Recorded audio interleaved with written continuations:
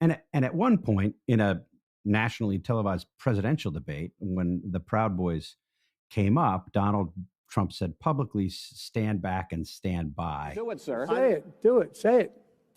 Do you want to call him? What do you want to call him? Give me a name. Give me a White name. supremacists and who would white you like me to condemn? White supremacists and right Proud militia. Boys, stand back and stand by. Is it overreading that rhetoric to think that he was putting them on notice for something like this? I mean, you had Steve Bannon publicly predict that Donald Trump was not going to accept the results of the election. Bannon said that before the election. There was some planning here. Is that part of it, or was that a spontaneous remark from the president? How should we, if the Proud Boys are really important to what actually unfolded on the day of January 6th, how should we read President Trump's comments in late September in that debate? Well, there are a couple different things that are tied together there. So, I mean, let's take the stand back and stand by comment.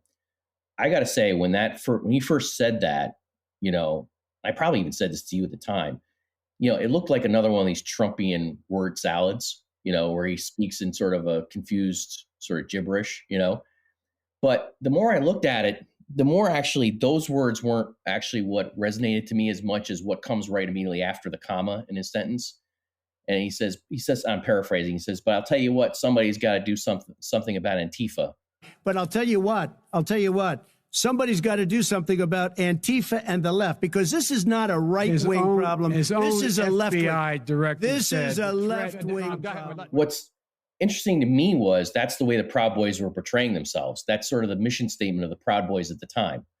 So now as he's saying stand back and stand by, he's basically endorsing the central mission of the Proud Boys and some like-minded right-wing extremists who are positioning themselves throughout 2020 as this sort of counterweight to left-wing extremists and radicals like Antifa and groups like that.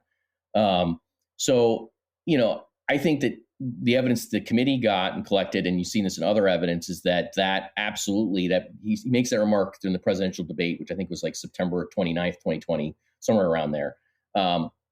And the Proud Boys themselves said it was a boon for their cause, that basically enrollment tripled, that all of a sudden all these people were flocking to the Proud Boys. And then you can see from that point on, after Election Day, what you see is that the Proud Boys, not just the Proud Boys, but also the Oath Keepers and these 3%ers we can talk about, and these white nationalist gripers and other sort of extremists, they become really a core part of the Stop the Steal movement and these events that occur from after Election Day 2020 through January 6th, where their central political idea at the time, over the course of those months, is that the election was stolen from Trump and they need to mobilize to prevent Trump from leaving power.